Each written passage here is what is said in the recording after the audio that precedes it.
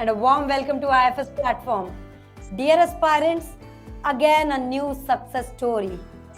Success हमें and result में देखने मिलता है, लेकिन जो उसकी जर्नी रहती है वो एक बहुत ही खास as well as struggling as well as passionate journey रहती है. इन सक्सेस स्टोरी के माध्यम से IFS आप तक यही पहुंचाना चाहता है कि पेशेंस रखिए, काम करते रहिए, ऑनेस्टी के साथ पढ़ते रहिए, रिजल्ट की चिंता मत करिए, रिजल्ट अपने आप आता है अगर आप मेहनत करते रहते हैं तो. And today the special guest we have with us is Akhilesh Kumar Mishra, who has secured All India Rank 116 in GATE Excel examination. Let's meet him, let's greet him and know all about his journey. Hello Akhilesh, and heartiest congratulations to you, dear. Thank you, ma'am. So hope you are good and enjoying your success. Yes, ma'am. Okay, so Akhilesh, definitely अभी इतनी अच्छी rank आई है gate में, आगे आप बहुत कुछ आपने प्लान भी किया होगा, since you have secured an all India rank that to 116, आपको टॉप IITs NITs में एडमिशन मिल सकता है. तो किस तरह से एग्जाम की प्रिपरेशन करी, क्या आपका गोल था, इस बातचीत में हम आपसे यही जानेंगे. बट मोस्ट इम्पोर्टेंटली आप हमारे व्यूअर्स को, ऑडियंस को please introduce yourself to them. Hello everyone. My name is Akhilesh Kumar Mishra.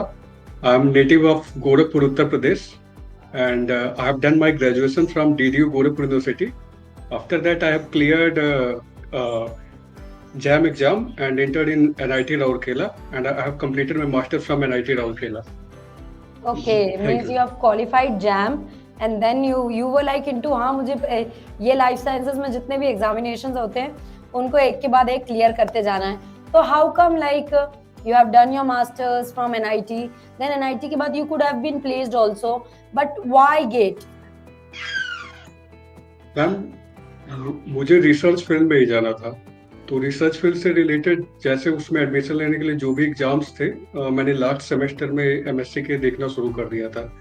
तो वहाँ से जो भी गेट और CSIR DBT जो भी थे, मैं उनकी प्रिपरेशन कर रहा था. बट लास्ट समय मैं उतना प्रिपेयर नहीं था. लास्ट समय मैं भी गेट क्लियर कर चुका था. तो मुझे पता चला कि गेट के थ्रू भी हम अच्छी जगह पे प्लेस हो सकते हैं. उसके बाद फिर मैंने थोड़ा गेट पे भी फोकस किया CSIR JRF के साथ साथ. ओके, तो जर्नी आपकी ऐसी स्टार्ट हुई. सो जर्नी में अगर मैं बात कर रही हूँ तो सिलेबस वास्ट है गेट एक्सेल का. डेफिनेटली आपने पहले से ही पेपर कॉम्बिनेशन चूज कर लिया था या मेन एग्जामिनेशन में जाकर पेपर कॉम्बिनेशन चूज किया है, और क्या पेपर कॉम्बिनेशन चूज किया है? एक्चुअली मैम, मेरा प्लान था कि मैं मॉलिक्यूलर बायोलॉजी एंड जूलॉजी को लेके चलूँ. उससे क्या था कि इंटरव्यू के लिए भी मॉलिक्यूलर बायो में अगर आप चाहें तो वहाँ से भी इंटरव्यू में क्वेश्चन पूछते हैं, तो वहाँ से भी कवर हो जाएगा वो पार्ट. बट इस बार के पेपर में मैं जब ये सोच के गया था कि molecular bio, biochem plus zoology मैं चूज करूंगा. बट हुआ क्या कि मैं वहां गया तो फिर मैंने बॉटनी वाला सेक्शन जब ओपन किया तो मुझे ऐसा लगा कि मैं जूलॉजी एंड बॉटनी के साथ जा सकता हूं, और उसका रिजल्ट ये रहा कि पिछले बार से थोड़ा बेटर है इस बार. Okay, means like you have prepared well enough. देखिए स्टूडेंट्स, यहाँ से एक बात और समझ में आती है कि हम प्लान क्या करके जाते हैं और हमारे सामने पेपर कैसा आता है, वो एक दो डिफरेंट बात है. ऑन टाइम क्विक डिसीजंस लेने की एक कैपेबिलिटी होनी चाहिए, ऑन टाइम पेपर को जज करने की एक कैपेबिलिटी होनी चाहिए according to your preparation. As Akhilesh said that he has prepared for zoology and biochemistry, but then he went to go for zoology and botany, and then too ऐसा नहीं है सिर्फ तुक्के में चले गए हैं, डेफिनेटली गए हैं तो उसमें एक बेहतरीन रैंक भी लेकर आए हैं. सो डर नहीं लगा कि ये स्विच कर रहा हूँ, माइट बी रिस्की, क्योंकि मैंने तो दूसरे पेपर को टारगेट किया है? मैम, एक्चुअली मन में ये भी था कि पिछली बार मेरा गेट क्लियर था. तो एक थोड़ा सा ये भी था कि मेरे पास है, बट मुझे इतना कॉन्फिडेंस था कि मैं जो बायोकेम या मॉलिक्यूलर बायोलॉजी है उससे बेटर बॉटनी में करूंगा, नहीं तो मैं स्विच ही नहीं करता या मैं दूसरे सेक्शन को ओपन ही नहीं करता. ओके, लाइक या you had that self confident कि हाँ मैं कर पाऊंगा. सीइंग टू द पेपर, मुझे ये मैं जब उस सेक्शन को ओपन किया तो मुझे लगा कि हो सकता है कि इसे करने से मेरे उतने अच्छे मार्क्स ना आए, तो मैं बाकी सेक्शंस की तरफ गया. तो मुझे बॉटनी में लगा कि हाँ इसमें अच्छा कर सकता हूँ. ओके, सो डियर एस्पायरेंट्स, देखिए आईएफएस में, गेट एक्सेल में जब भी आप एडमिशन लेते हैं आपको सारे कॉम्बिनेशंस अवेलेबल रहते हैं and this is the very reason, क्योंकि आपके पास टाइम है प्रिपेयर करने के लिए, आप सब कुछ प्रिपेयर करिए। ना सिर्फ गेट, आप सीएसआईआर को भी टारगेट कर सकते हैं और उसी के साथ साथ आप बेहतरीन रैंक गेट में टारगेट कर सकते हैं। And during your preparation Akhilesh, who was your most important person whom cheered you up like कि नहीं नहीं तू कर लेगा? Because there are always ups and downs. Sometimes we are really very happy. Sometimes we question mark कि हमसे हो पाएगा या नहीं। मैम मेरे कुछ दोस्त हैं जो हमेशा ही, फ्रेंड्स हैं, हमेशा ही मुझे मोटिवेट करते हैं कि बुरा समय है अभी का, अभी क्योंकि मैं पिछली बार इंटरव्यू दिया था तो मेरे नहीं क्लियर हुए थे विंटर वाले में, हाँ। बट तू कर लेगा। एक तो वो सब है, और मैं अपने बाबा को देख के काफी इंस्पायर होता हूँ कि उनकी भी जर्नी कुछ काफी ऐसी रही कि बहुत उतार चढ़ाव में बहुत अच्छा उन्होंने अपने जीवन में किया। तो कुछ दोस्त हैं मेरे और मेरे बाबा, इनको देख के हमेशा मोटिवेशन मिलता है मुझे। ओके मींस लाइक हाँ करना है और करके ही मानना है, लगातार लगे रहना है। सो देखो, अगर मैं बात करूँ, already you had a result, again उसके लिए तैयारी करना, अगेन अपनी स्ट्रेंथ कम बैक लाना, that might be really challenging to you. Ma'am actually क्या था कि पिछली बार जब मेरा मास्टर्स के समय गेट में रिजल्ट आया था तब मुझे उसकी एक्सपेक्टेशन नहीं थी कि रिजल्ट आएगा या जो भी रहेगा, बट रिजल्ट के बाद मैंने देखा कि उसके थ्रू कई सारे आईआईटी, बट मुझे दो आईआईटीज में शॉर्टलिस्ट नहीं किया गया था। तो ये था कि अगर इसमें थोड़ा अच्छा कर ले तो कम से कम आईआईटीज, आईसर्स और कुछ और इंस्टीट्यूट्स हैं जो कंसिडर करते हैं गेट के स्कोर को, तो इस पे थोड़ा फोकस किया और जेआरएफ का तो अपना तैयारी चल ही रहा था। And definitely you belong to an NIT, and if you get an IIT you will be eligible to apply for PMRF via lateral entry। एक वो भी फायदा होगा आपको कि आप prime minister research fellowship scheme के लिए अप्लाई कर सकते हैं। 2 lateral entry रहेगी क्योंकि मास्टर्स हमारा IIT से होना चाहिए, but definitely you will have that choice also। Moving on Akhilesh, like you have done your masters from NIT and then yes you have decided to prepare. Again I will say, seeing to the syllabus, seeing to the PYQs, what do you think is the most important pillar of your success that decided your success? Whether it is the question practice, regular revision, lecture watching, what it is? मुझे ये पता चला कि अगर आप अपने सारे जो भी सब्जेक्ट्स के जो भी सिलेबस हैं, स्टार्टिंग फ्रॉम बेसिक्स, क्योंकि अगर आपका बेसिक नहीं क्लियर, आप एग्जाम क्लियर कर लोगे, इंटरव्यू नहीं कर पाओगे। तो जो भी मुझे लगता है कि जहां भी है, अगर आपको जो भी लेक्चर प्रोवाइड किए गए और अगर आप उसे पूरा कवर कर लेते हो तो हर जगह मुझे लगता है ये लाइफ साइंस या बायोलॉजिकल फील्ड का एक सबसे अच्छी बात ये है ना कि आप एक सिलेबस को कवर करो, आपके सारे एग्जाम कवर होंगे। Okay, because 60 to 70% is syllabus is almost maximum आपके पोर्शन कवर हो जाएंगे, बस आपको थोड़ा सा उसके एनालिटिक्स पे ध्यान देना होगा कि क्या कैसे, और बाकी किस टॉपिक से ज्यादा क्वेश्चंस आते हैं, किस वे में क्वेश्चन पूछे जाते हैं। बिकॉज़ लाइक अगर हम टाइफर को कंपेयर करें, सीएसआर नेट को कंपेयर करें, गेट को करें और डीबीटी को करें, तो गेट का अरीना अलग है। एनईटी टाइप गेट में डायरेक्ट क्वेश्चन आते हैं, डायरेक्ट आते हैं कि अगर आपको आते हैं तो कर लेंगे, और सीएसआईआर का क्या है कि आपको आते भी है तो जरूरी नहीं आप कर पाएंगे, क्योंकि वहाँ कॉन्सेप्चुअल है और उसके लिए अलग स्ट्रेटजी है उसकी। गेट में अगर आपने सिलेबस अच्छे से कवर किया तो आप कर लेंगे। बिल्कुल। And what was your approach to prepare for the numerical answer type and the multiple selective question types question? मैंने पीवाईक्यू किए थे और मैंने बताया कि आपका कोचिंग ज्वाइन किया था, तो उसमें इतनी सारी चीजें हैं कि उसके अलावा मुझे कुछ बाहर पढ़ने की वैसे जरूरत नहीं पड़ी। पीवाईक्यू के भी वीडियो लेक्चर्स हैं और सर जो भी पढ़ाते हैं इनफ है, उतना मुझे लगता है उतना कवर करने पे हर जगह हो जाएगा। Okay, like whatever is taught in the class is more than enough. Just focus on that and then you will be like enough to go. Yes, ma'am. And definitely, अगर मैं आपकी इस huge success की बात करूँगी तो the first person to be credited is you, Akhilesh. आपने consistently मेहनत करी, but whom would you like to credit your success to? Your parents, your friends?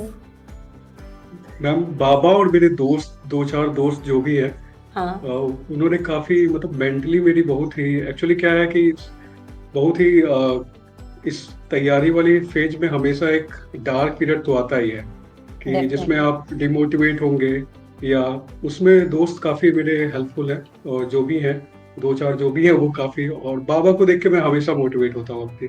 अभी तो फिलहाल वो नहीं है, बट ओके, उनको देख के मैं हमेशा मोटिवेट होता बाबा इज योर ग्रैंडफादर, फादर? हूँ। Grandfather. Okay, your grandfather is your ultimate source of motivation. Yes ma'am. Definitely इसी तरह से मोटिवेट होते रहिए।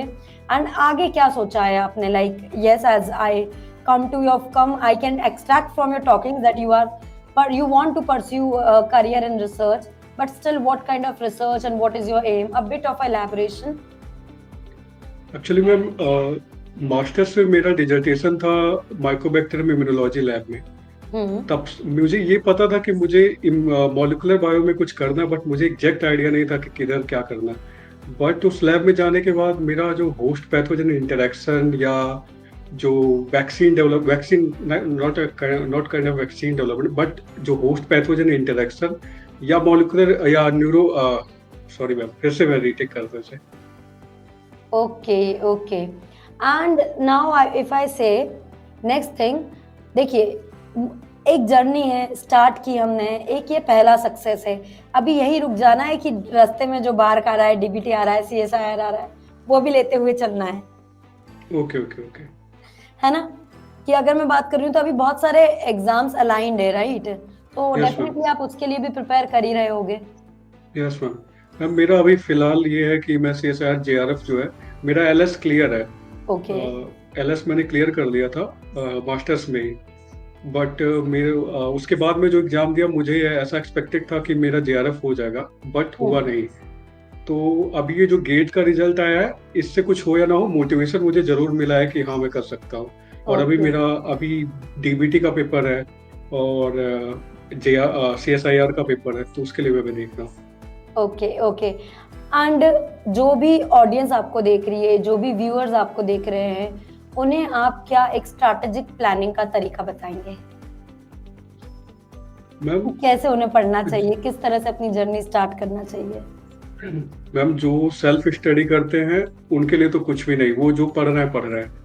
बट आपके लिए तो कुछ भी नहीं, वो जो पढ़ रही है, जहाँ से आपको सारी चीजें मिले, और अपना टाइम उन सोर्स को खोजने में अगर आप वेस्ट कर रहे हो, तो वहाँ सबसे ज्यादा टाइम जाता है। जैसे कि आप कहीं भी, मैं आपको एग्जांपल देता हूँ कि जैसे मैं मास्टर्स में था, तो स्टेम सेल के बारे में मुझे पढ़ना था, तो यूट्यूब पे एक टॉपिक के बारे में है, फिर दूसरा टॉपिक के बारे में है।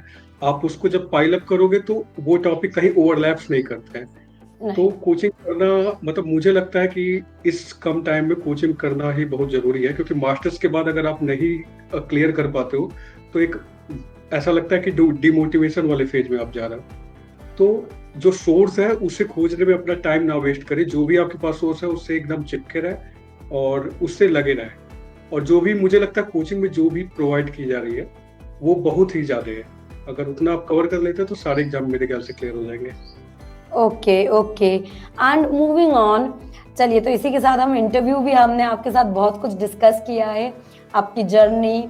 अब अगर मैं बात करती हूँ, तो एक सोशल इन्फ्लुएंस बहुत ज्यादा है आज के टाइम में, right from the Netflix to the every kind of shows, web series, to the sports news. So how you like kept a self control on yourself and like कि नहीं, मुझे अपने गोल की तरफ बढ़ना है, आपको कोई भी सोशल एक्सपोजर डिस्ट्रैक्ट नहीं कर पाया? मतलब डिस्ट्रैक्शन तो होता ही है।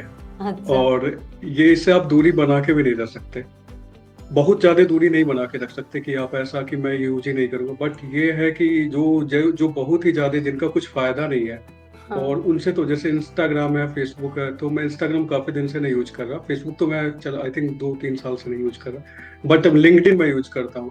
तो आप ये कर सकते हो कि जो इंस्टाग्राम पे आप टाइम दे रहे हो, वहाँ लिंक्डइन पे दो, आपको कुछ नॉलेज भी मिलेगी, आप अपने फील्ड से अटैच भी रहोगे, क्योंकि फिर वो चीजें घूमती रहती है दिमाग में, जो भी आप कंज्यूम करो।